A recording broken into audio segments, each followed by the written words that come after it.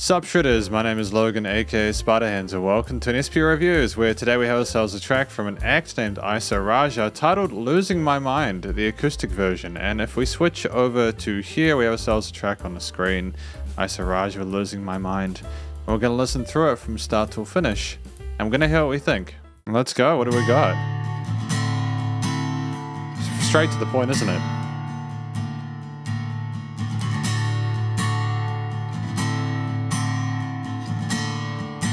I like the resonance of the low end of the guitar.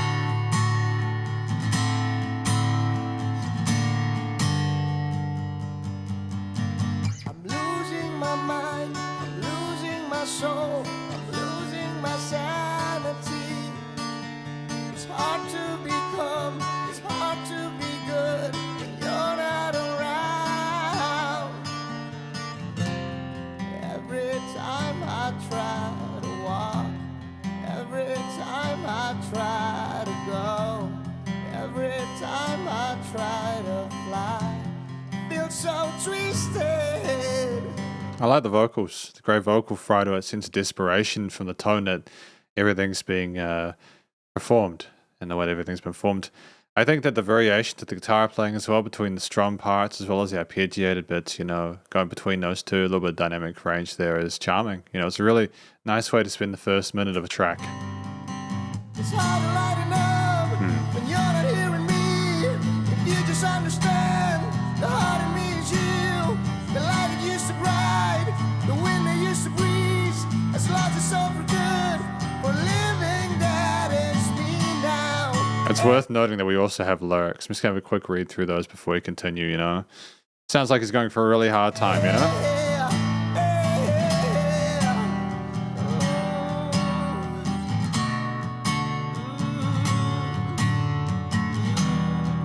Interesting tonal complexity, those minor, those seventh chords.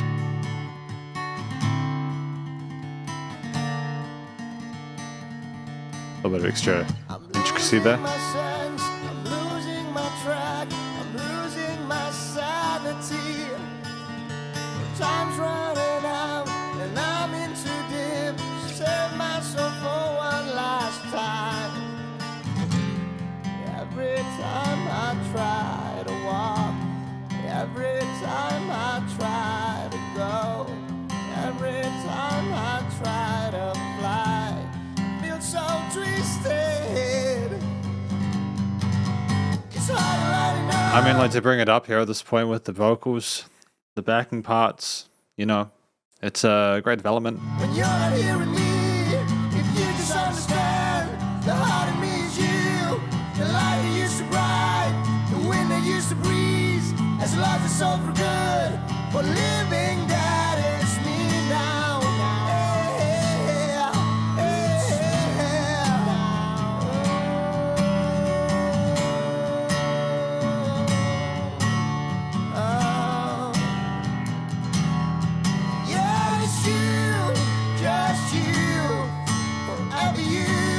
Sounds like it's a live performance, Got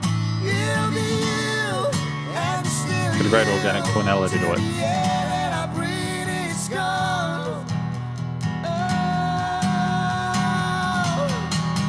It's hard lighting up when you're not hearing me.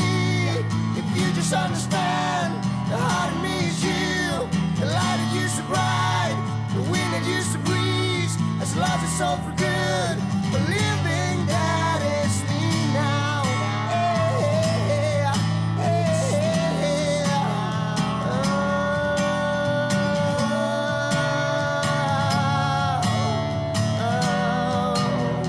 Is there like an extra sort of high woodwind layer or something like that over top? I was taken by it. I was thinking, wait, hang on, what's that kind of really pure tone?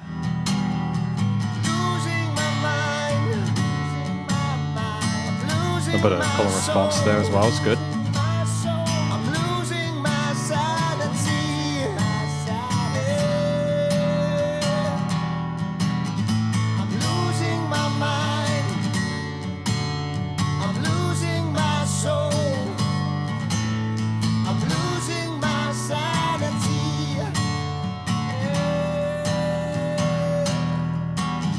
It's hard lighting up. I need your hand for sure. Wish you were here with me. Just wanna sort of like pop in for a moment. He says, "I need your hand for sure, wish you," and these are capitals. Is he talking? Is this like a religious, like a spiritual thing? The living dead is me now. Him, save my soul now. It used to bright, the wind that used to breeze has lost its soul for good. For living that it's me now.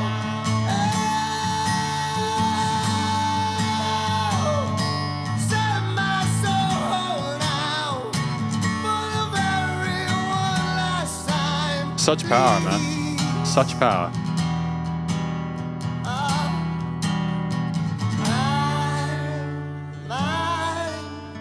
My soul, my sanity, sanity.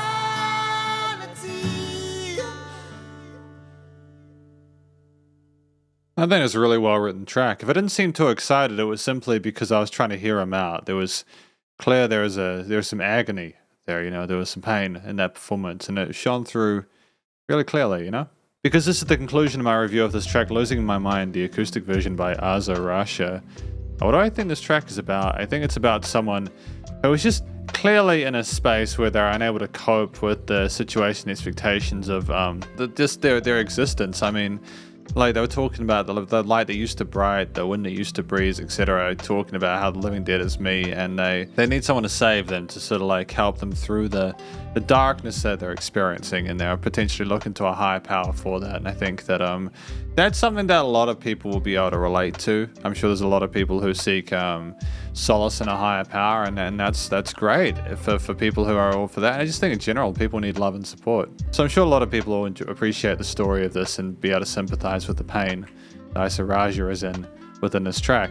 I think additional to that, the vocal performance of Isa Raja was spectacular. I mean, it's great. There was no notes off. Every single note was on point, and we had a great sort of vocal fries coupled with like vocal technique, clear stuff that was great across the different sort of varied vocal intensities of the performance there. Our head and chest voice was great. You know, we had the fundamentals covered, and we also harmonized really well with ourselves, whether it was at the same time within like the hook sections or like a call and response within like the interludes or the middle eight kind of section there. We filled up the stereo field really well with the different vocal layers. We told a story that was compelling, and we sold it from an emotional performance perspective, you know. It was very believable. You were kind of made to think that Isa Raja was going through this in real time, and I think that's very powerful songwriting and singing. So that's nailed. The storytelling is nailed. So I'm really happy on that front. I think that's really well done. I think in addition to that, with the track itself, at 5 minutes, we really needed to find a way to keep the listener engaged for that length of time, because it's outside of the typical 2 to 4 minute sweet spot, which is a blessing and a curse. It's a blessing because, well, we pulled it off, so clearly there was stuff that we could appreciate here. But it's a curse because, you know, even if your singing is great, even if your playing of the guitar and various instruments is great, you know, you kind of can't get away with having any sort of weaknesses or flaws within the interpretation from the listener. You've really got to carry the person who's hearing your story through the entirety of the way and make it seem like it was 5 seconds as opposed to 5 minutes. So I think that we nailed that for sure. We just had this wonderful situation with Isa Raja where just the guitars and the vocals were enough. We had a variety of different strumming patterns, you know, various sort of like exchanges there rhythmically throughout the course. And I mean, in addition to that, we had these lovely arpeggiated sort of like string picked parts there, which were nice and tender sounding, as opposed to more of the power and the fervor that was in the strummed chorus parts. There were interesting, complexities to the overall harmonies, like we had some extended chords alongside the majors and minors and maybe some sus or ninth chords. And there was clear attention to detail with trying to get all the various elements of the mix to make sense with the story. And we made the most out of the guitar as an instrument, I feel. We could have added some lead parts, but I think that would have extended the track artificially or superficially. Because we had our verses, we had our choruses, we had enough time for like the guitar to just be heard by itself without needing to do sort of like fancy solo stuff. I don't think a guitar solo would have necessarily helped us. You know, I think that it was just done, praised well. You know, you had more and more of Isa Raja as we went along. And we just had this situation where Isa, he nailed it. I don't really think there's any weaknesses with the way the song was structured or performed there. The motif and the various different sort of like chord progressions and bass lines we rolled with here without obviously having an actual bass we managed to have enough variation within the rhythms and various interpretations of those notes and chords to keep the listener interested, but also it matched the lyrics. And just at the end, when things kind of quietened down a little bit, we had differences in energy levels as well, which is just an indication that we've done some gigging before, we've done some performances, and we know how to keep the crowd interested. And all in all, just really positive. This is probably my favorite track from Isaraja so far, as I believe I've reviewed his stuff before, if I'm not mistaken. And it's just good to hear, more music like this, well done acoustic stuff. So I think all the different sort of bases were covered in regards to the performance, the song, the story, and the vocals, and motif, etc. I think it's just studio recording, mixing, and mastering, and I think we nailed that. I'm really happy with how it sounded. There was a great clarity to the vocal performance there.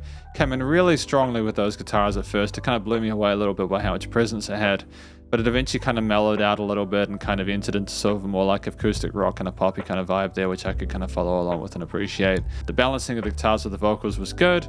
Guitars sound like they were floating up top, but they also had a bit of like chest voice there with a bit more oomph there in certain sections as well, with the guitars kind of surrounding that and adding a really nice atmosphere and environment to it.